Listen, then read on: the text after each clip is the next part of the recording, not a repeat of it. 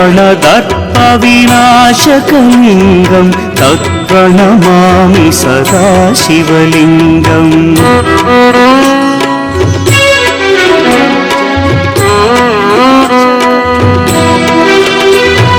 सर्वसुगन्धसुलेपितलिङ्गं बुद्धिविवर्धनकारणलिङ्गं सिद्धसुरासुरवन्दितलिङ्गं तत्प्रणमामि सदा शिवलिङ्गं।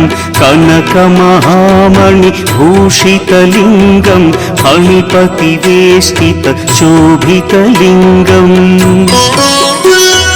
दक्षसुयज्ञविनाशनलिङ्गं तत्प्रणमामि सदा शिवलिङ्गम्। कुङ्कुमचन्दनलेपितलिङ्गं